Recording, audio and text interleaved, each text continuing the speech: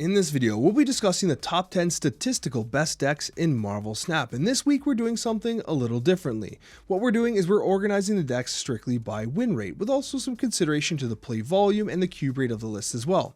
I've referenced a number of different resources in order to ensure that you're getting the best decks, but one thing I will say is that the win rates are pretty inflated right now because of the prevalence of bots on the ladder, so bear that in mind.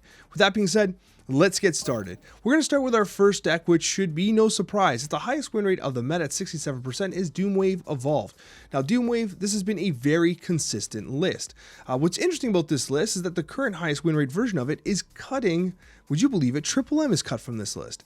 And you could add Triple M, you would probably cut the Cosmo, add Triple M in if that is what you're interested in, but ironically the win rate goes down ever so slightly. So right now in terms of overall win rate, this is currently the highest win rate edition of the Doomwave Evolved list. But High Evolutionary doesn't stop there. The second deck of the week is going to be Debuff Evolution, and this actually kind of surprised me statistically because Luke Cage is really prevalent, so these debuff style lists are vulnerable to Luke Cage. However, this is statistically one of the best decks in the game at a 66% win rate and actually a very high play rate as well. However, what I'm going to show you, this is the meta version, but what I did was I generated a bit of a brew version here, which I actually preferred better, and I'm going to cheat a little bit and show you my brew. Basically, I added the Mobius instead of Shocker and included Rogue instead of Enchantress. The reason for this is because I felt that A, Rogue is cheaper, but B, I wanted to be able to Rogue the Luke Cages that our opponents might be playing. This version of the deck felt a little more viable in the current meta with Elsa Bloodstone being as popular as it is. So if you're interested in a debuff evolutionary style list, I think this is a solid one. I absolutely love it. And guess what?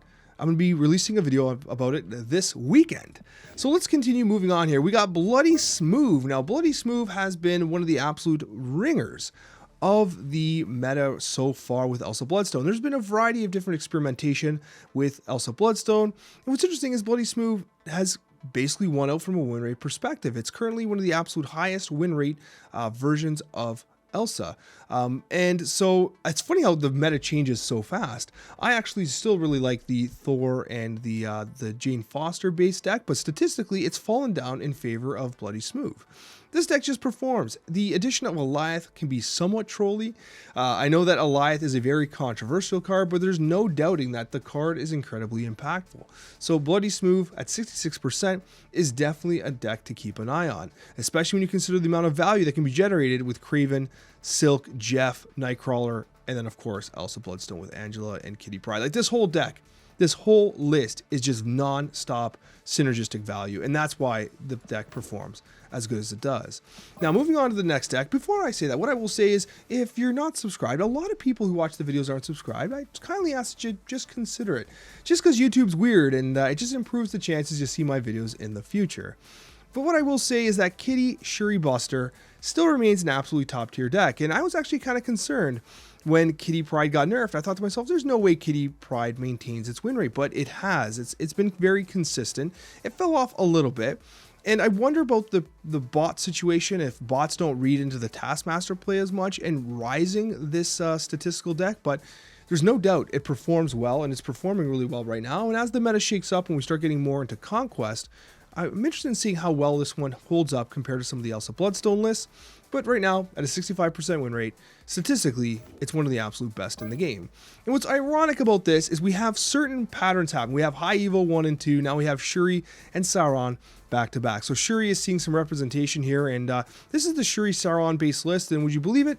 It's damn good. It has been good. This has been one of the best decks in the meta consistently for a month or two now, if not longer, and now we're actually including Alioth as well. It's kind of unfortunate. I know that a lot of players listening are probably getting frustrated. It's like Alioth is just being snuck into so many decks because of its ability to deal with initiative. Like, if you think about it, this deck always earns initiative, and now Alioth allows you to secure plays in ways that are kind of unique. So like, Alioth is a frustrating card. I know it's controversial, but it being added to the decks is increasing the win rate, which might spell for a nerf in the future. Now, this is one of my absolute favorite decks that's come out over the last couple days. I actually love it. I think it plays super well. And again, it has a Goliath in it, but I love the addition of like something like a Drax with Storm and Mr. Fantastic, who we've not seen a lot of. Now, this deck, I first heard of it from Regis Kilbin, but I believe it's actually coming from W Snap. You know, again, deck ownership can be difficult to track at times, especially when the meta is fluctuating as much as it is. But what I will say is that I think this deck is a lot of fun. It's really cool, and it plays really well. I really enjoyed it. And the nice thing about it too is Iron Lad tends to have a lot of really good hits. Whether it's Drax, whether it's Claw, Gamora, Elias, Doctor Doom, like the Iron Lad makes a lot of sense here. Again, a particularly expensive list with a lot of Series 5 and brand new cards, but overall, it's doing work in the meta. At 65% win rate, a brand new deck that just emerged. I wanted to showcase it to you, so there it is. Now, one of my favorite decks that have kind of been making waves a little bit from a win rate perspective is Aggro Bloodstone. I like this list because it's utilizing the Snow Guard. It has a very aggressive mana curve, and your top end being basically Vision is pretty interesting. It has the move components of Nightcrawler, Vision, Jeff, of course, but the amount of value that you can generate from Kitty Pryde Angela into Elsa Bloodstone is just insane. And then on turn 6, if you've played Vision on turn 5, you have your Hawk, you have your Bear, like you have options because of Snow Guard, which is pretty interesting in and of itself. So a very fascinating list.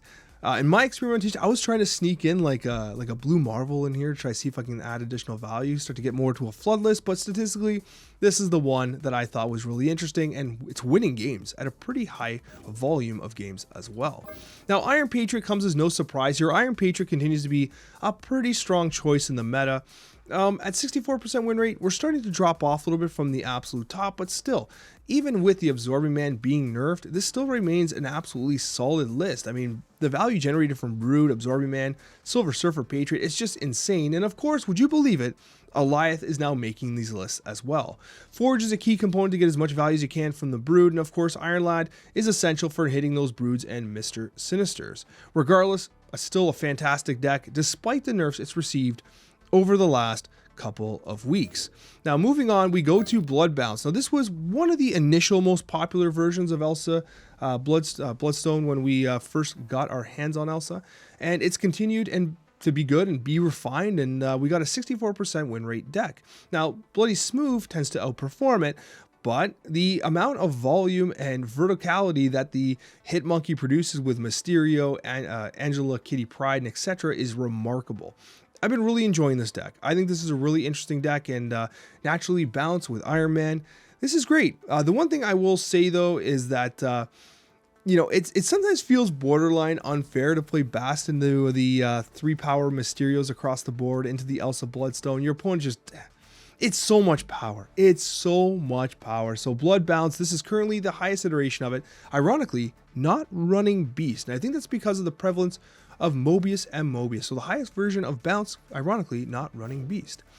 We're going to be moving on to She-Not. This is the next deck that we're talking about here, and She-Not has been a very consistent performer at 63%. And I like the list because it is running your Cosmo, it's running your Leech. People are getting really greedy right now, but the problem is against like the bounce-based Elsa list, like Leech, like they're able to just dump their hand on turn 5. Like you're able to hit Monkey Mysterio turn 5, right?